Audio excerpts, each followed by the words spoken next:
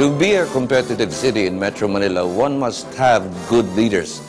In 2001, Marikina is starting with 2 members of Congress. Originally, there was only 1 member, but ever since Marikina boomed as a city, they now have 2 congressional districts. They have 8 candidates for the 2 congressional districts, so at this time, let's turn over to Mario Garcia. Thank you, Freddie. The gentleman I am about to introduce to you is an academician by profession. He wants to be congressman representing the 2nd District of Marikina. Mr. Benjamin Barreto, welcome to our show. Thank you for this opportunity. Kayo po ay independent candidate, meaning wala kayong partido politikal. But before you answer that kind of question, sino po muna si Benjamin Barreto? Gaya ng ako isang guro sa Ateneo Political Science Department. I teach politics and governance. That's the Constitution. I'm also with the Ateneo School of Government, and we do trainings for local and national government officials, including strategic management, strategic local finance, and of course, good governance. So we do a lot of operational systems to make sure that the good governance principles can actually be done in national and local government. In the district, 2nd District of Marikina, ilan po tumatakbong congressman, kandidato? Ang pagkaalam ko siyam, pero yung active, sabi nila mga 6 o 7. And why do you think you stand a chance of winning? What I can say is that I'm giving people an alternative way of campaigning, alternative platform, and alternative way of running a campaign. And what is that alternative? One, people have been asking me, how much is your budget? I've heard people like, I heard once that Randy David was saying you need 50 million to be in Congress. And one of my friends said, you know, I spent 1.5 million and I still lost. Ang budget ko, less than 200,000. That's the first alternative. I won't spend much just to be in Congress, because if I know that if I win and spend a lot, then most likely I will just get the money back from government, which I think is unfair. Second, not too loud. It's a silent, decent campaign. Ako mismo umiikot sa mga barangay. Ako mismo nagpapakilala. At pangatlo, yung aking plataforma, lahat good governance, transparency, accountability, efficient, effective government, and participatory governance. Like I said, this is what we teach in the Ateneo School of Government. So you walk the talk. Another reason I'm running is because I went back to Ateneo College to encourage really the young people to go to politics. Politics need good people.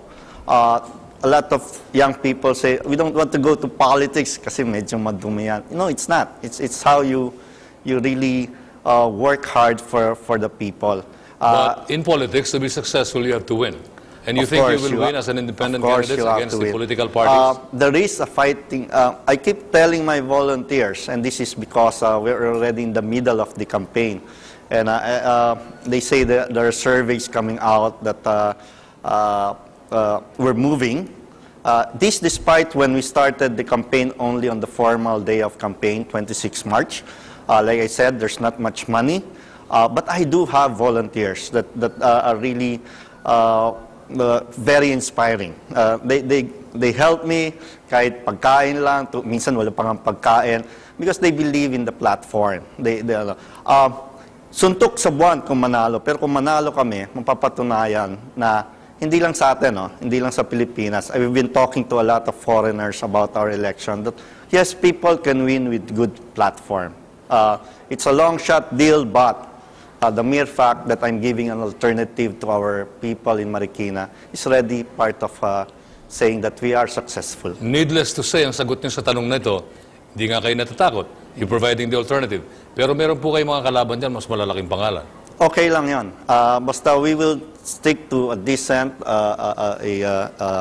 an alternative campaign wherein there's not much money, but we will work hard for it. I keep moving around. People see me. Ang gusto kong mangyari, manalo dahil sa plataforma. Okay. I will give you time to expound on the platform in just a while. Pero ano pa ho ba ang gusto niyong baguhin sa Marikina o idagdag kung magiging congressman kayo? Considering Marikina, healthiest, one of the wealthiest, and it's a good residential area. Totoo yun, pero meron mga areas doon na you have to remember Marikina is also the site of different settlement areas, no? Tumana, Camacho, Baluwad, NHA housing. And I walk around. Even before I ran, there are really needs like very basic is education. In fact, we're helping one daycare center at the moment. Hanap buhay, lalo na sa mga kababaihan, mga nanay. We are right now asking one of the successful microfinancing group, Kasaganaka, to help them as well. Yung middle class, gusto niyan good governance rin, no? Pero mayroong mga prioridad na kailangan talagang tignan rin, mas lalo na sa Tumana, sa Doña Petra. Yung mga na-apektuhan talaga ng Ondoy, yun makikita natin kung libot lang tayo, yung mga bahay nila, sira-sira at kailangan nila ng tulong. Pero ang hinihingi lang talaga nila, basic education and a chance to do some livelihood. So, yun ang platform po ninyo? Of course, legislative agenda? Pwede yan gawin sa pagtulong ng yung paggamit ng mga pondo, no, sa ating mga pork barrel at yung mga congressional funds that a congressman normally has. No? But more than that, it's the participatory process. I will go, yung pangako ko nga sa kanila, yung mga district, kung manalo tayo, meron yan mga opisina ng congressman, and I will make sure I will be there to discuss with them, to talk to them, to consult with them, things like, are we in favor of charter change? Things like that. Of course, my priority in terms of bills will be to increase the educational budget. Now it's something like 14%. It's really very dismal when you compare it to Asian countries. It should be something like, actually it should be something like 20 to 30%, just to make sure that we have enough classrooms. No? You're saying the budget for education is still small, when in fact all through the years the biggest budget was for defense, but for the first time in many years, the biggest Philippine budget is for education. But you have to remember the 1.2, 1.3 trillion budget that we have, almost half of that is you just want for more? No, but what I'm saying is that the 1.2, 1.3 budget that we have, almost half of that is just to pay our debts. And what is left is, yes, education is still number one in terms of the percentage after we take away the debt. But it's not 20%, it's not even enough. Right. It's only spent for the teacher's salary. Walang natitira sa mga classrooms. Yung mga upkeep. Upkeep, but more than that, yung mga training ng ating mga guro. No? Okay. Now, this thing about walking the talk, naumpisa na po niyong sabihin yan, no? How much ng inyong tinuturo sa classroom, sa governance, sa Ateneo, ang tatangayin ninyo talaga, actually, should you become a congressman for Marikina 2nd District? Well, first, transparency. I will make sure that everything we get from, if I win, lahat ng pondo na galing sa Kongreso, ilalabas yan sa web, quarterly report sa mga district offices, no? We have 7 barangays. Kung kaya ng budget na tigi-tigi isang barangay, merong congressional office, mas maganda, doon laging ilalahad yon. Participatory process na sabi ko na, no? Kukonsultain every, you can operationalize it. You can have quarterly meetings. Ang kailangan lang gawin ng congressman, pag sinabi niyang, a-attend ako ng meeting natin sa lugar, dapat nandun siya. Okay. Yan. Kanina po sinabi ko, meron kaming 2 congressional candidate from the same district in Marikina. Totoo po yun. At sinabi ko rin sila ipipresent ng sabay sa ating show. Ang ibig po sabihin ng sabay, one at a time, para hindi sila magsasabong at mauubos ang oras sa kontrahan, papugihan, pagandahan ng sasabihin, hindi naman maintindihan masyado ng taong bayan at magkakalamutakan lamang. The other candidate will present later on, ay ipipresent ko rin sa inyo. Bakit po sinasabi nyo kayo dapat manalo at iboto At you are better, of course, yun ang kiniklaim nyo, no? Para dapat kayo boto, you're better than the other candidates. Ang magdi-decide, the one deciding if I'm better will be the people. What I'm giving is an alternative platform. Is that false humility?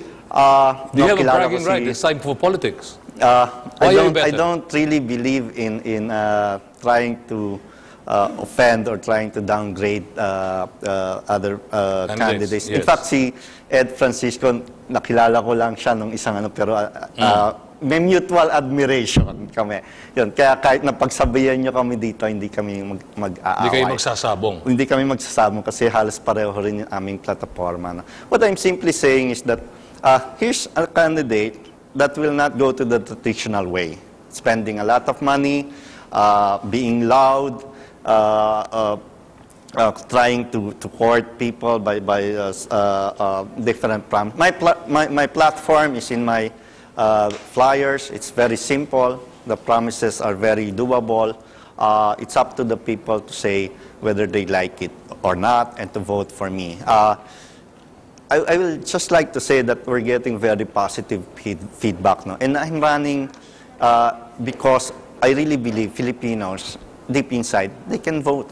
They're very good people and they deserve good governance in our country. Okay, dalawa po ang distrito sa Marikina.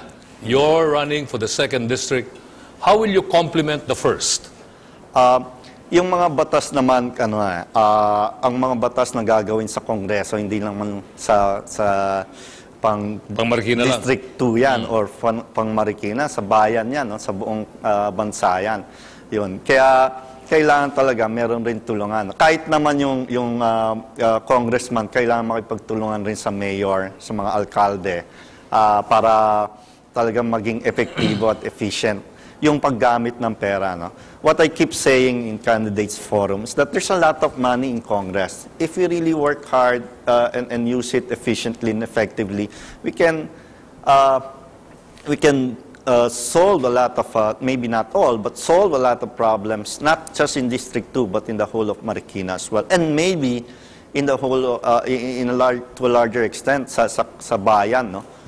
Matulungan lang natin, halimbawa, yung mahihirap sa Marikina, natutulungan na natin yung buong Pilipinas. Alagyan ko lang ng konting showbiz itong tanong ko sa inyo. Apo. Kaibigan ko si Mike Barreto, yung tatay ng mga Barreto sisters. Kikita ko pareho kayo ng features. Kaano-ano niyo po mga Barreto ng Zambales? Sila Claudine, they are second cousins. Si Mike Barreto is my tito. Kami po ni Mike Barreto, nakasama ko siya sa board ng SBMA. Nakikita ko yung mukha ni Mike Barreto sa inyo. So, may pagka-showbiz pala ang pamilya din ninyo, ano po? May pagka-showbiz, pero kagaya ng sinabi ko sa mga... Kasi lagi nila tinatanong, nasa si Claudine. Hanggat maaari, yung traditional pa rin yun, no? Yung magsasama ka ng mga... Although makakatulong talaga yun, pero... Para sa recall, ha? Oo, para pero sa recall. Pinag-iisipan ko pa kung hihingi ako. Alright, for Marikina, anong mga lugar ho yung 2nd district? Yun ho bang Sioux Capital, kasama na rin yung 2nd district? Sa amin kasi yung ang kasama doon Tumana, Nangka, kung saan nasa... Yung malapit sa San Mateo. Oo, yun. Yung malapit doon sa ilog na naging yung bumaha dahil sa undoy, no. Of course, Parang kung saan yung malalaking factories, Concepcion 1, Concepcion 2. So more of yung malapit nga sa San Mateo, hindi doon sa kabilang side na kung nasaan yung City Hall. I see. So how many barangays do you have? We have 7 barangays. We have about 115,000 voters. We have about 50,000 families. Many of them, like I said, they live in the resettlement areas. We have roughly, we do have a good educational system with Mayor MCF and of course the good roads. But there's still a need to do a lot in terms of education, in